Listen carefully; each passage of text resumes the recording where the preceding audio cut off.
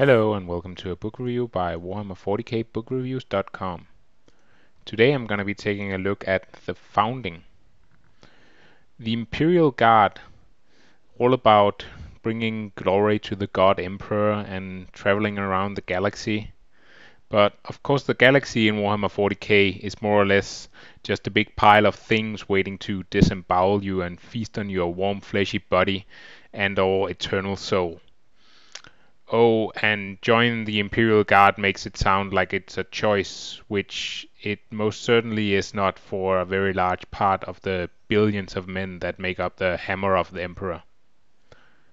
In The Founding, an omnibus collection of 3 books, we get to experience all the glory and honor that makes up such a big part of the Imperial Guard recruitment posters and such a small part of the actual service.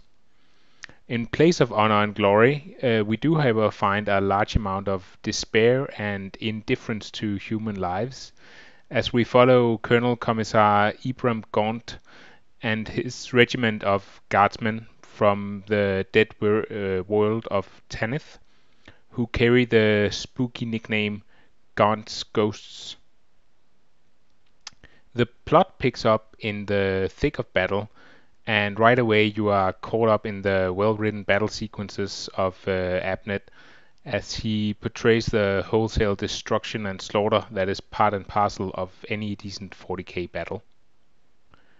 Throughout the storyline, which follows the career of the courageous Gaunt and his loyal men, we find several passages devoted to displaying the ugly battle for position and influence that is as much as part of the Imperial Guard as it is in any other institution of the Imperium. Gaunt is continually faced with incompetent superiors and used as a pawn in plays larger than himself. While these passages are decent enough put together, I don't think they work quite as well as, for example, in Abnett's other book, Eisenhorn. Abnett has more success in his efforts to put some soul and flavor into the guard regiments from different planets, and his description of the Vitrian dragoons in their crystal armor and their own mannerisms and idiosyncrasies is very evocative. Similarly, the Founding does a good job of describing the various worlds and battlefields that Gaunt and his men visits over the course of their bloody service. These settings play an important part in keeping things fresh and varied, keeping you enthralled with tales of religious shrine worlds with billions of people, or backwater imperial outpost worlds that are hardly worth putting on the galactic map. These locations play their part in setting up the central star of the Founding, which are the many battles themselves that Gaunt's Ghost find themselves caught up in. Mostly these battles are fought against seemingly impossible odds, and while this does get a little rote after a while, Abnett is not afraid to kill off a few named characters here and there, just to make sure you're not getting too comfortable. Other than this minor criticism, I very much enjoyed the battles in the Founding, which managed to convey the scope of war in the Warhammer 40k universe, the insignificance of a single soldier, and the almost unlimited amount of enemies that are continuously laying siege to the Imperium. I can't give a blanket recommendation of the Founding to any Warhammer 40k reader. Partly you have to enjoy the somewhat bleak atmosphere that is typical of Imperial Guard books.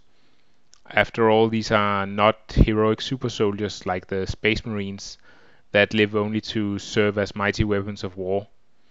These are just normal men and women, many of whom only wish to serve their tour of duty and return to their civil lives before something nasty rips out their spine through their nose. You will have to also accept that while there is a little character development in the book and a decent stab at fleshing out some of the characters so they are not completely one-dimensional, it's not really a story about people.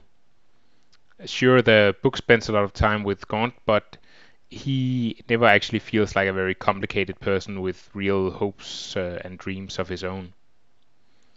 What you will get if you agree to the above is lots and lots of spectacular battles, las guns, Lehman Ross tanks, and all manner of magnificent tools of futuristic carnage sing their song across the pages of the Founding. And there is just enough story and characterization that you are drawn in on a deeper level than just the fascination of the chaos of war itself. Because of this, I have to say that the Founding is indeed a very enjoyable read. I give the Founding 4 out of 5 chainswords.